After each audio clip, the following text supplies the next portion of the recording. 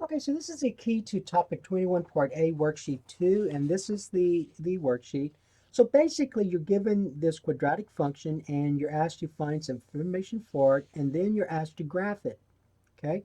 So it's very important you don't forget to graph this, and notice what it says, use the above information to graph. So everything you got from here, I need to see in here.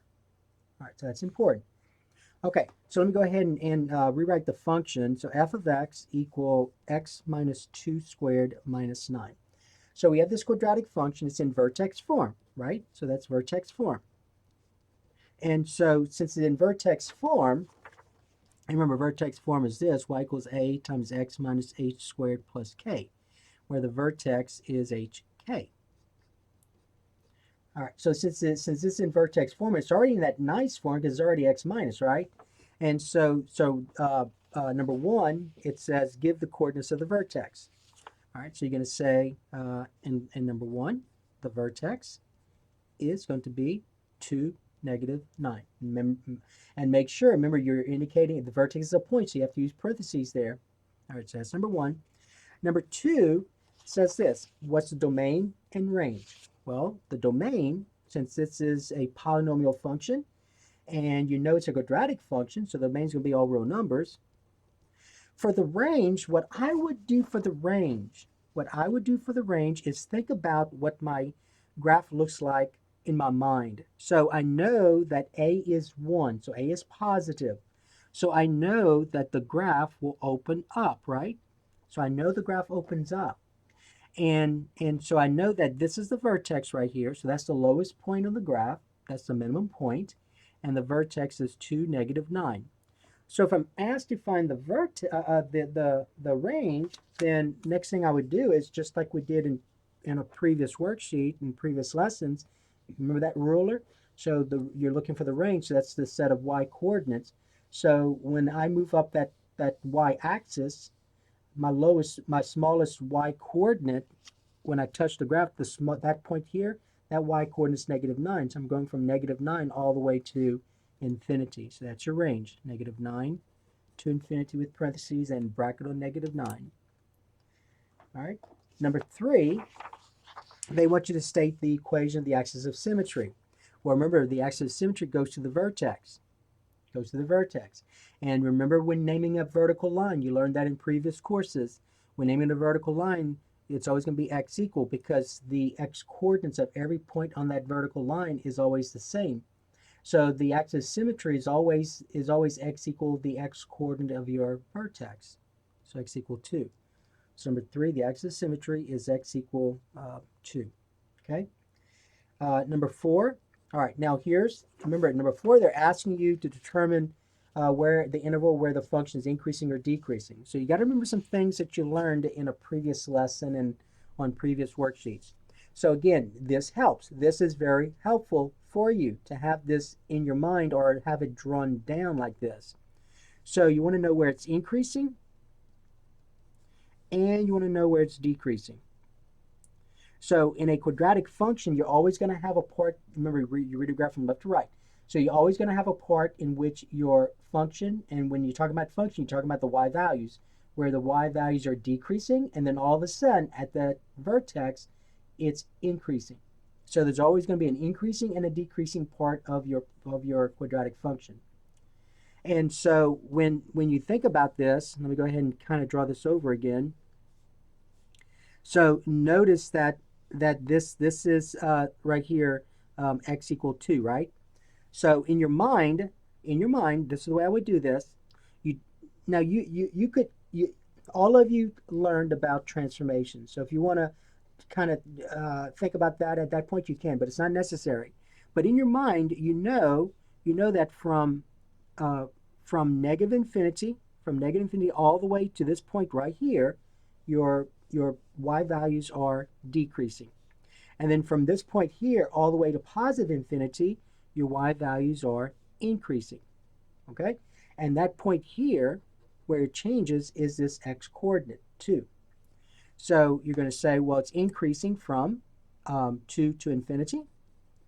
Now remember, when you talk about increasing, decreasing, you're only talking about open intervals. So For us right now, the only time we need to be concerned about brackets is for domain and range. All right, and then it's decreasing from negative infinity to x equal 2.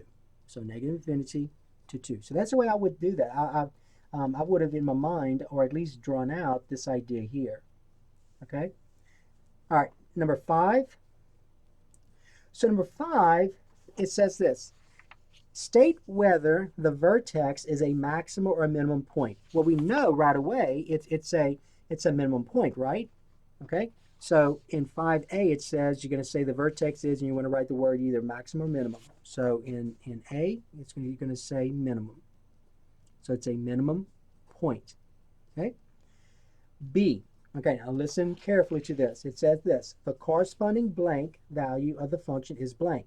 And I told you, in that first blank right here, in the first blank, I want you to write either the word minimum or maximum. So you're going to say in the corresponding, you're going to say the corresponding, since this is a minimum point, the corresponding minimum value of the function. Remember, minimum value, when we talk about value, that's your y-coordinate. So the y-coordinate's -9.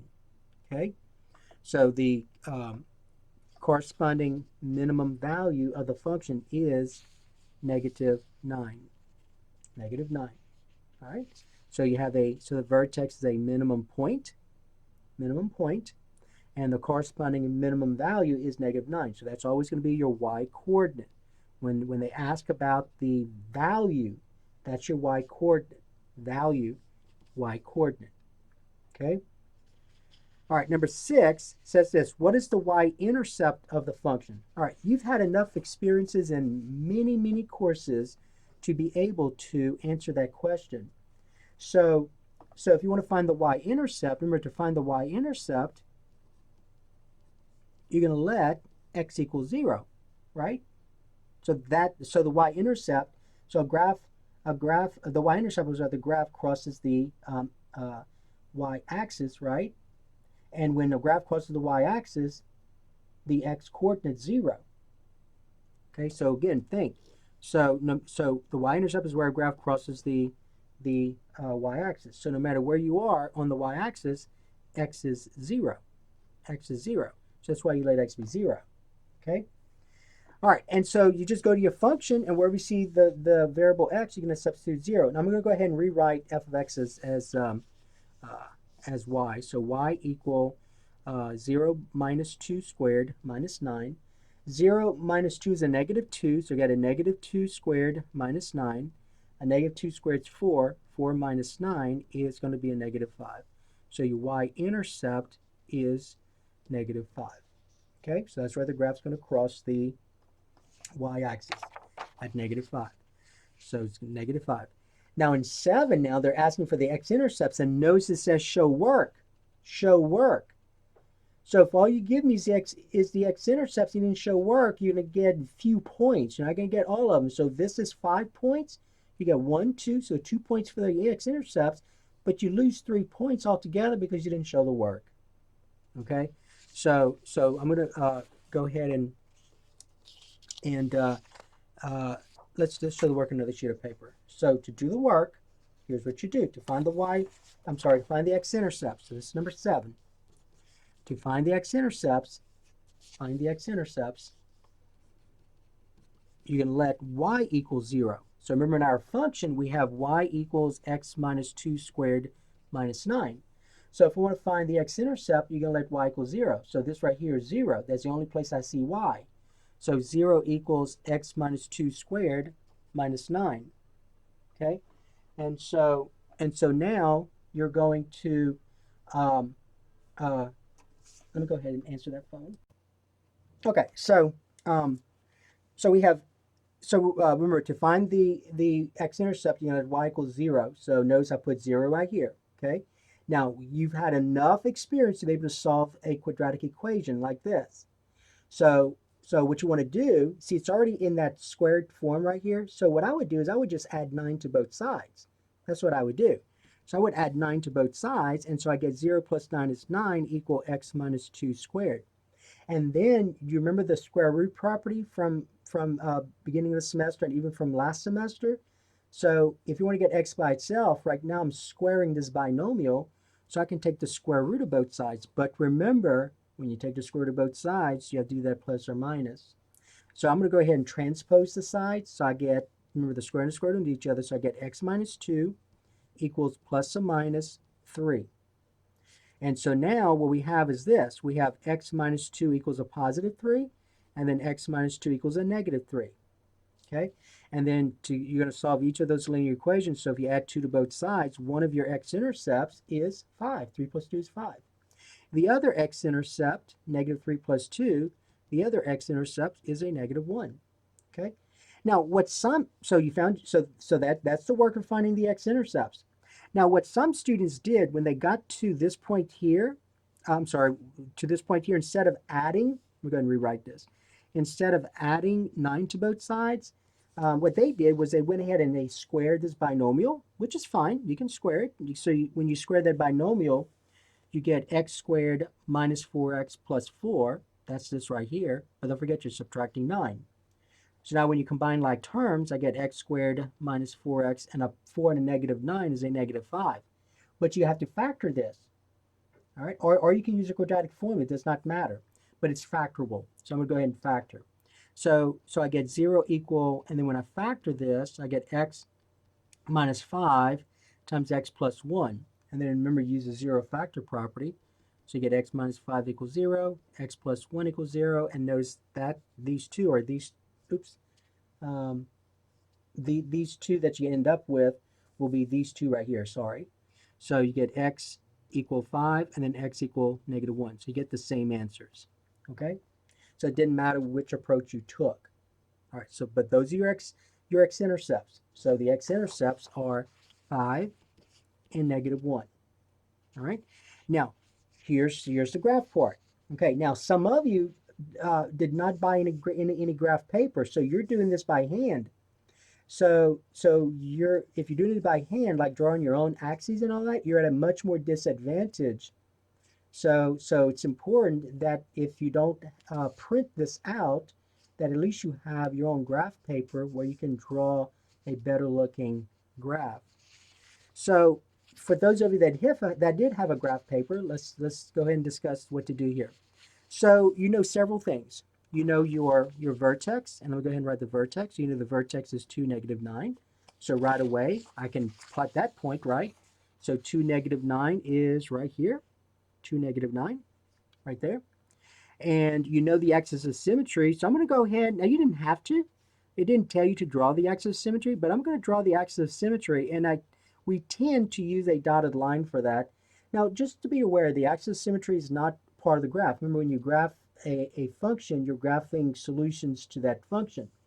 These are not solutions to the function. Your parabola looks like this. That's what the graph looks like. You just use this to help you draw a better looking graph. Okay? All right, and then the other thing you know is that you have a y-intercept at negative 5. So use it. It says use the above information. Use everything that you can. Negative 5. So you know the graph's going to cross the y-axis here. So you put a dot there. And then remember, the reason why we tend, when sketching a graph, we tend to use the axis of symmetry is because of this. If I know the y-intercept right here, and it's two units away from the axis of symmetry, then remember the two parts of the parabola is symmetrical about that line. So once I know this point here, then I know the other point on that line will be symmetrical to it. So it'll be right here. So there's the other point on the graph. All right. So that's one of the reasons why you want to draw the axis of symmetry, to help you to make sure it looks symmetrical and to find some other points. Now for the x-intercepts, since we have them, you got to use them. So negative 1's one of them, and then 5's the other, right? And then notice, make sure those distances are the same. Are these 2 points symmetrical about each other, about the axis of symmetry? And they are. And then all you do is just do this. Just draw your graph. Just like that. Okay? Make sure it looks like a parabola. And there you go. There's the graph. All right, so that's the way it should look like. If you're doing this by hand, then you're going to have to on a sheet of paper, and you're going to have to erase, you have to redo this. So you have to do things like this: 1, 2, 3, 4, 5, 6, 7, 8, 9, and make sure these units are the same distance apart. 1, 2, 3, 4, 5, 6, and so on. Okay, you have to do that. You do it by hand. All right, so many of you went out and you bought some graph paper to help you with this. Some of you did not. So if you do this by hand and it doesn't look well, I don't see these points very well, and it doesn't look symmetrical, you're not going to get all your points. All right. So that is, let me go ahead and finish this. So the domain, remember, is negative infinity to infinity. It's all real numbers. The range we said was -9 to infinity. The axis of symmetry we said was x equal 2, and it was increasing from 2 to infinity, decreasing from negative infinity to 2. And I think we're done. So that is the key. That is the key to topic 21, part A, worksheet number 2.